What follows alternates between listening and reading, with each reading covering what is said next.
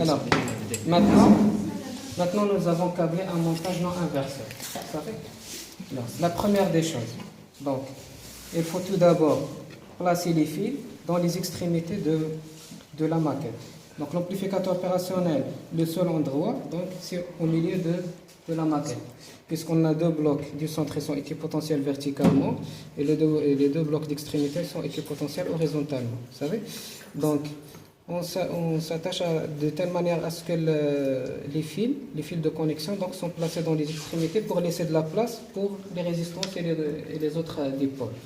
Donc, on commence tout d'abord par la borne 4, dans laquelle donc, on la branche à l'alimentation continue, donc c'est le moins VCC.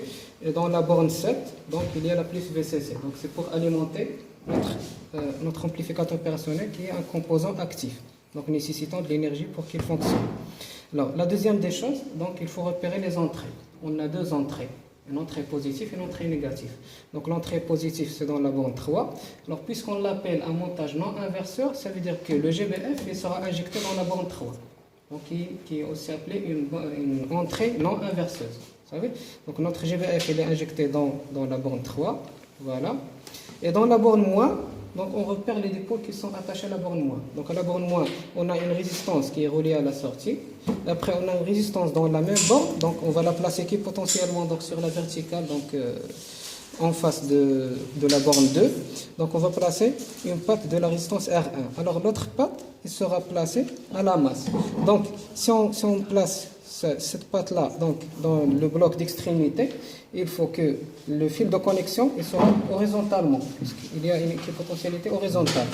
Alors, et on rassemble toutes les masses des appareils avec lesquels on travaille. Donc, on a la masse du GBF, la masse de l'oscillo et la masse de l'alimentation continue. Si, par exemple, donc, on pourra prendre cette patte de cette résistance, on va la placer dans le bloc du centre. Okay? Alors, lorsqu'on la place dans les blocs du centre, donc il faut placer ce fil-là verticalement, puisqu'il y a une équipotentialité verticale. Alors maintenant, notre montage des connexions sont bien faits. Alors l'entrée, on va la visualiser dans la voie CH1, la voie X, et la sortie, on va la visualiser dans la voie CH2. Okay? Alors, la première des choses à alimenter, c'est toujours l'alimentation continue. Donc on commence toujours par l'alimentation continue. Et en deuxième lieu, le GBF. Alors l'oscilloscope, on peut le laisser allumé durant toute la séance. Alors lorsqu'on veut faire une modification au montage, donc on éteint le GBF en premier lieu et l'alimentation à la fin. Donc l'alimentation c'est la première à être allumée, c'est la dernière à être éteinte. Vous savez? Alors maintenant, on voit la tension de sortie, elle est amplifiée. Alors on prend comme ça le curseur, donc mode désactivé. C'est bon, on éteint le menu. Donc la tension de sortie, donc, elle est à l'ordre de 9,60. Et la tension d'entrée, elle est à l'ordre de 1,6, 1,52. Ça veut dire qu'on a vraiment cette amplification de 1 plus R2 sur R1 qui est égal à 6. Le 1,60 donc multiplié par 6, il va nous donner 9 volts. Donc notre amplificateur opérationnel, il amplifie la tension. Alors, maintenant on va essayer d'augmenter l'amplitude de la tension d'entrée et voir la sortie comment il va agir. Nous avons maintenant presque 2 volts, 2,16. Nous avons toujours dans la sortie 12,6. Donc c'est 2 fois 6. Donc l'amplification facteur de 6, il est bien vérifié. On va encore essayer d'augmenter. Alors maintenant, nous avons 2,5 volts à l'entrée. Donc 2,5 volts à l'entrée, qu'est-ce qu'il arrive à la sortie? Donc la sortie, elle est saturée. Donc ceci se manifeste par un écrêtage, donc on est à haut et on est à bas. Alors ici, le Vmax est égal à 14,2 volts et le Vmin donc, est égal à moins 13,4. Donc cette tension minimale, on l'appelle moins Vsat et la tension maximale égale à plus Vsat. Donc au contraire de l'alimentation continue, on a la plus VCC égale à plus 15 et la moins VCC égale à moins 15, ça veut dire résistance symétrique, on a plus 15, moins 15. Donc pour la saturation, l'amplificateur opérationnel, si on a une saturation plus 14, on n'a pas la moins V7 est égal à moins 14. Ils ne sont pas égaux. Alors pour voir ceci, on va essayer de diminuer l'amplitude. Comme ça, on va détecter la saturation. Donc il commence soit avec moins VSAT ou bien plus VSAT. Donc vous pouvez remarquer ici clairement que la tension donc en bas, donc la moins VSAT donc est égale à moins 13,2 et par contre donc la plus le VS, donc la tension de sortie maximale, donc elle n'est pas saturée. Alors on va essayer d'augmenter encore un petit peu donc l'amplitude. Alors on remarque que la saturation elle est maintenant atteinte à la plus VSAT. Et comme ça donc on a la moins VSAT est égale à moins 13,2 et la plus VSAT est égale à 14,2. Donc toujours prenez en tête donc, que le plus VSAT il est un peu légèrement différent de moins VSAT. On n'a pas plus 14 moins 14. Alors, maintenant, on va éliminer cette saturation de tension. On va revenir à notre état normal. Donc on a 2 volts dans l'entrée, donc 11,6, 1,82, 11,6 à la sortie. On va essayer de voir donc ça, le phénomène qu'on a vu lorsqu'on a augmenté la tension VE, que la tension de sortie elle a été traitée, c'est ce qu'on appelle la limitation en tension de l'amplificateur opérationnel. Okay. Alors maintenant on va essayer de voir ce qu'on appelle la limitation en fréquence. On va essayer maintenant d'augmenter la fréquence. On va prendre par exemple 50 kHz. Donc 50 kHz. Voilà. On va essayer de changer le. Voilà. On va essayer d'augmenter l'amplitude.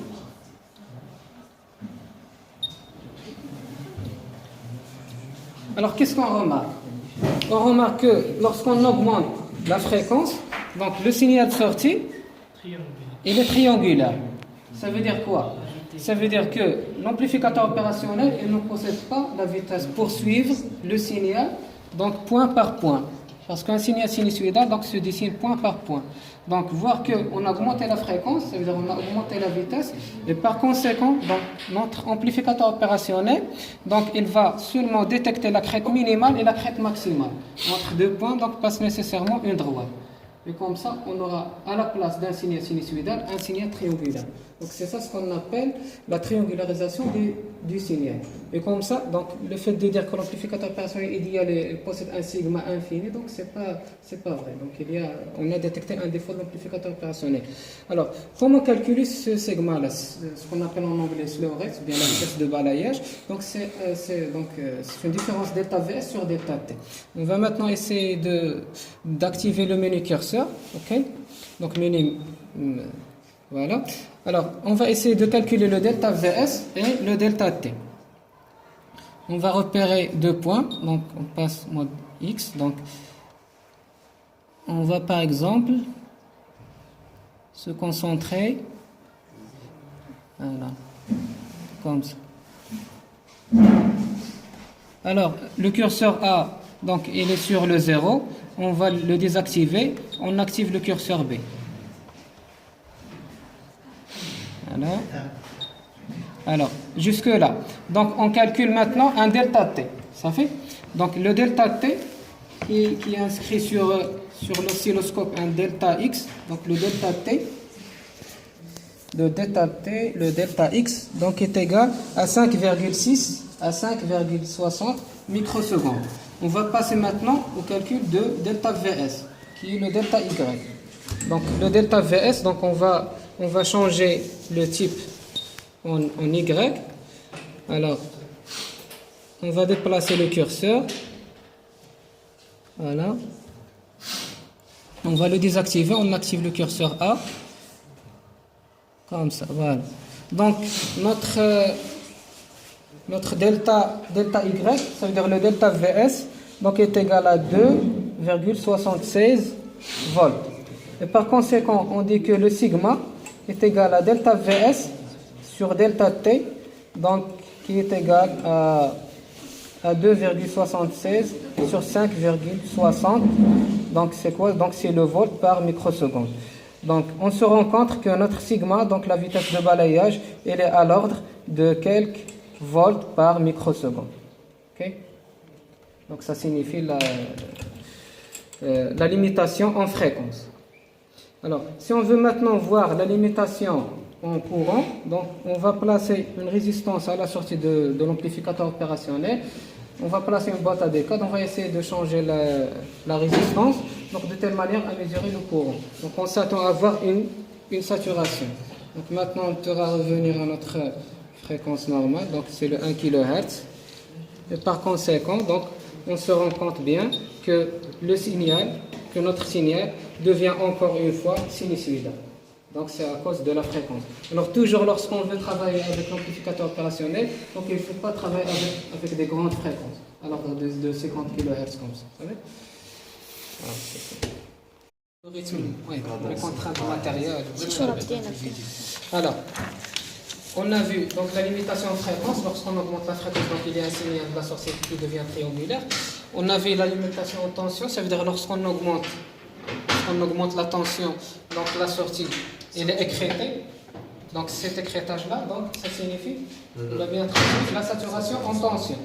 Alors maintenant, on va éliminer cette saturation en tension, okay, et on va voir la saturation, bien la limitation de l'amplificateur opérationnel en courant.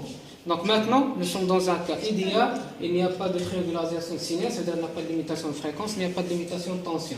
Donc pour détecter la limitation en courant, on va placer une résistance variable dans la sortie de l'amplificateur opérationnel. Donc voilà la sortie de l'amplificateur opérationnel. Donc on va placer une résistance à la sortie et reliée à la masse. Ok? Donc maintenant, pour les grandes valeurs, donc 1 méga, 2 méga, donc vous allez se rendre compte que le signal sorti, donc il reste comme il est. Okay? Alors maintenant, lorsqu'on va à la décade de 100 kg, donc toujours, donc on a le signal sorti, donc il reste le même. Il n'y a pas de changement, il n'y a pas de saturation. Alors maintenant, dans les décades de 10 kg, okay, donc il n'y a pas de changement. Ça veut dire le Vs égale à Rs fois Is, donc tant que Rs est grand, donc le courant n'a pas d'effet. On va essayer maintenant d'y aller vers les décades minimes, les petites décades. Alors, ici, donc, on se rend compte qu'il y a une saturation de courant pour une valeur de 300 ohms. Okay? Alors, maintenant, pour une valeur de 800 ohms, donc on a notre signal, notre tension de sortie, donc il est impeccable, c'est bon. Mais lorsqu'on diminue la résistance, donc à partir de la valeur de 300 ohms, donc on voit clairement qu'on a une saturation en courant. Donc cette saturation-là, elle n'est pas due à la saturation en tension, mais en fin de compte, donc il s'agit de la saturation en courant. Voilà.